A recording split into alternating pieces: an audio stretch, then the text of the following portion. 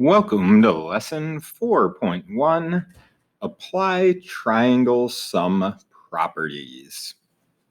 So the first lesson is all about laying our foundational understanding of triangles and some of their different properties. Now, sum, as in this sum, S-U-M, means addition properties, so we'll look at those as we go. But the first thing we need to look at is how we classify triangles by their sides and by their angles. So we have three main types of triangles by side. Scalene means no sides are congruent or equal to each other.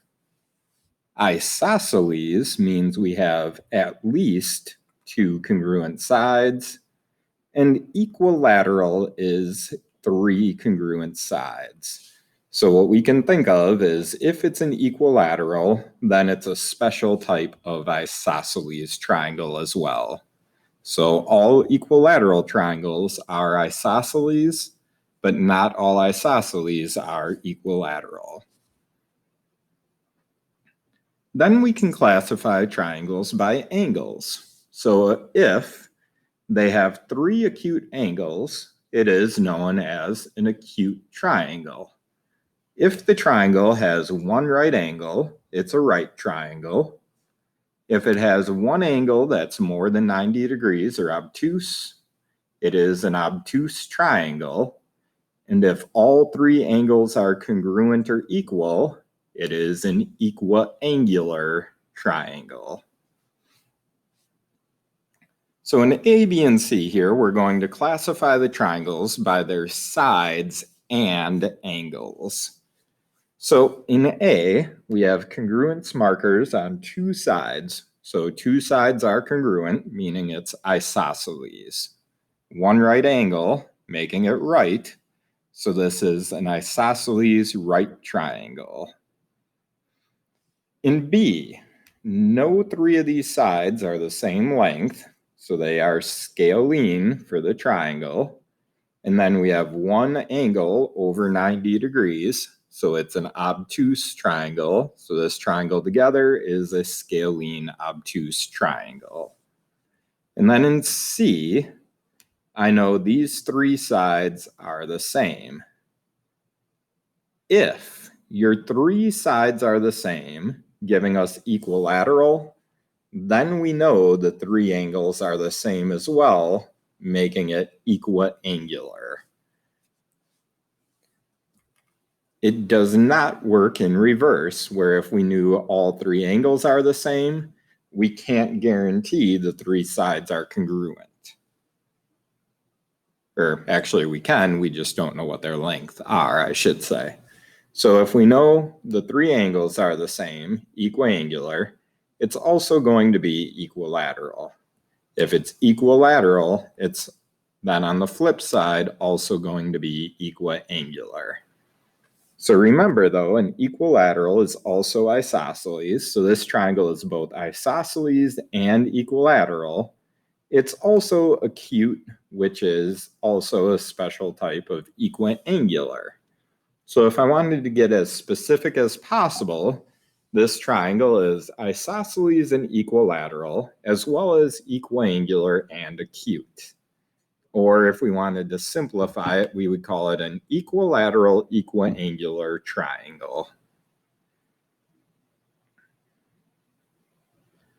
Now in example 2. Example 2 is taking some of our previous ideas and mixing it in with graphing a triangle to classify it. So they give us three vertices to graph, A at 0, 0, B at -1, 2, C at 6, 3. So those are graphed right here on this coordinate plane. They want us to determine if it is a right triangle. So to be a right triangle, two of our sides have to be perpendicular, meaning their slopes multiply to be -1. So what I need to do is find the slope of each side. So I'm going to find the slope of segment AB, slope of segment AC, and slope of segment BC. And remember, slope is change in y over change in x. So the slope of AB comes out to be a -2/1. Slope of AC comes out to be 1/2. And the slope of BC comes out to be 1/7. Well, I know the -2/1, so AB, and the 1/2, AC, equal -1. So the sides, AB and AC, are perpendicular, meaning this is a right triangle. So we know it's a right triangle. Now to classify it by its sides, we need to use the distance formula to find the side lengths. And here again is the distance formula. It's all under the square root, x squared minus x1 in parentheses squared, plus y2 minus y1 in parentheses squared. So using the points from AB, I end up with a distance of the square root of 5, or approximately 2.2. For AC, end up with a distance of a square root of 45, or approximately 6.7. And for BC, we end up with the square root of 50, or approximately 7.1. So no three sides, or no two of my three sides, are the same. So with all three sides different, I know this is a right triangle and also scalene. So this is a scalene right triangle or a right scalene triangle.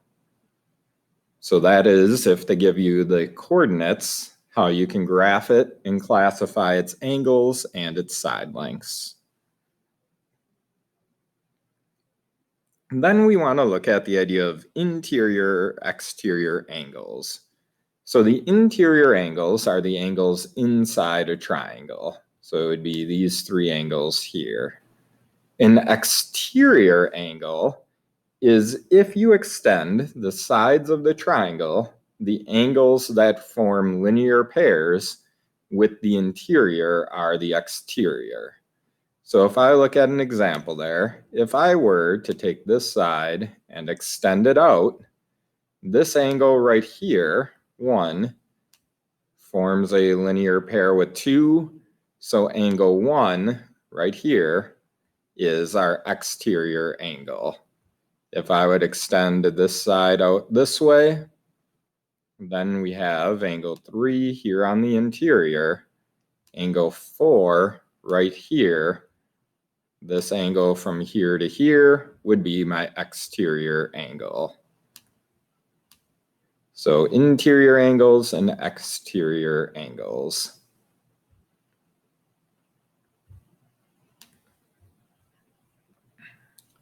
Then we have two theorems that go with those angles.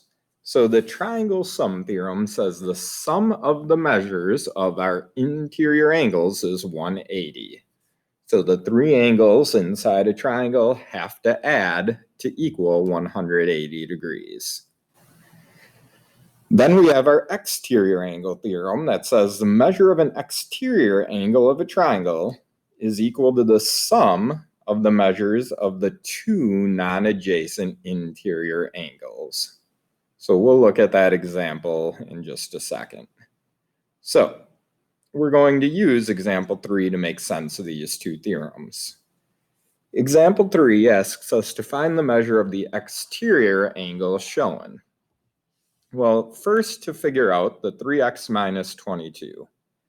I know, using the exterior angle theorem, this exterior angle is equal to the sum of the two non-adjacent interiors.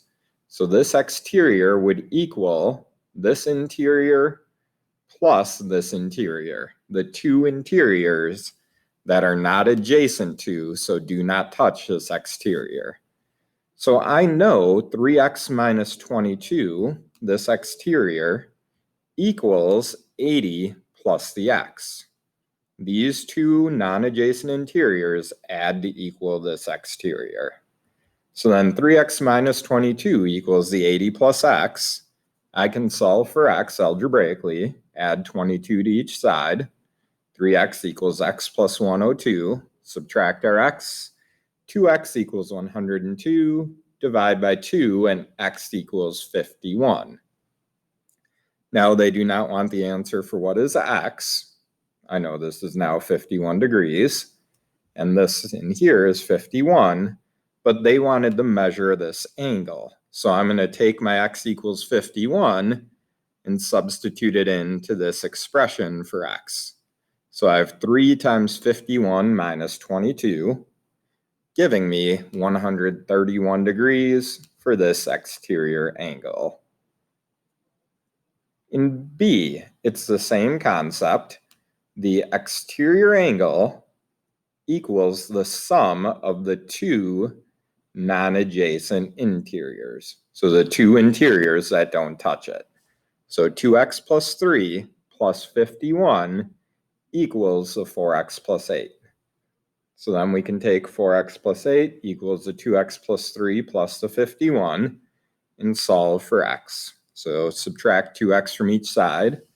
2x plus 8 equals 54. Subtract the 8. 2x equals 46. Divide by 2 and x is 23. Now we want to plug the x equals 23. Substitute it back into that expression. 4x plus 8. So 4 times 23 plus 8 gives me 100 degrees. And then we get to our final couple ideas for this lesson. The next idea is a corollary to a theorem. A corollary to a theorem is a statement that can be proved easily by using the theorem. So any statement that can be proved easily by using a theorem can be called a corollary.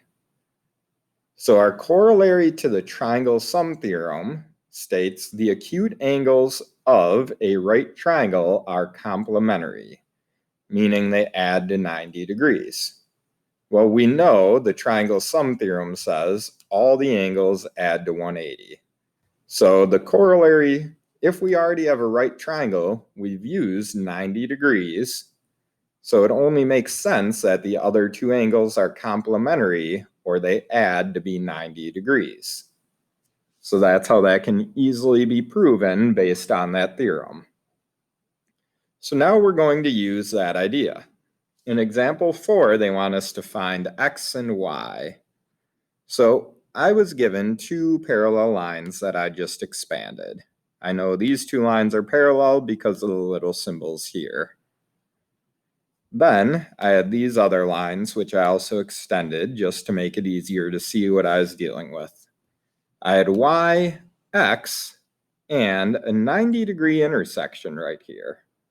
Because if that's perpendicular, all four of these are. So I know x and y are going to add to equal 90, and that's 90. Then I also knew over here this little angle is 30. Well, that means 90, 30. So this missing one, 90 minus the 30, gave me 60. So I know this triangle is a 30, 60, 90. Then I'm going to use that to figure out y and x. Y, right here, is an alternate interior angle to the 30 degrees. If we use this line as our transversal, these are our two parallel lines. This is on the opposite interior side as y, so they are equal. So y is 30 degrees. X is an alternate interior angle to this one. Follow the green line as the transversal. They're on opposite sides of the interior of these two vertical lines. So that means they are equal, so x is 60 degrees. In B, we're using some algebra beyond our special angle relationships. So in B, we were given some measures, 56 here on the interior, 50 on an exterior, 39 on an interior, 90 degrees, missing y, missing x. So I first could get y pretty easily. If I knew the 39 and I knew the 90, I'm just missing one angle. So I already used up 90 of my triangle. So 90 minus 39 gives me y here being 51. So then the 51 plus 39 plus 90 equals 180. So I knew y was 51 degrees. Then I need to figure out x.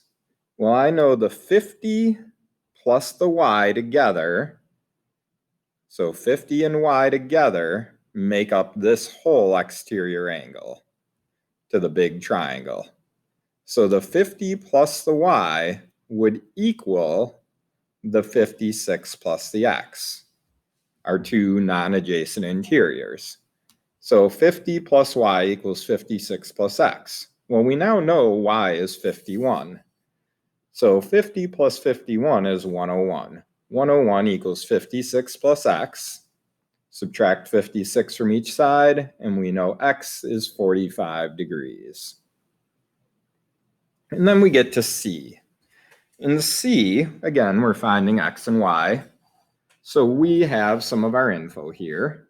The first thing that I could do is to figure out what x or y are based on my info. Well, I have a 70 and a 74 here. And I know the 70 and the 74 are my two interiors. I'm missing this little interior piece here, but I do have a 78 and a y, which if I put those together, that makes the exterior. So 78 plus y makes the exterior angle. That would equal the 70 plus 74. So I'm going to set that up here to find y. So 78 plus y equals 144. Subtract the 78 and y is 66 degrees. Then, because x and y are the missing angles of a right triangle, they add up to be 90. So 90 minus y will give me x. 90 minus the 66 gives me 24 degrees for x.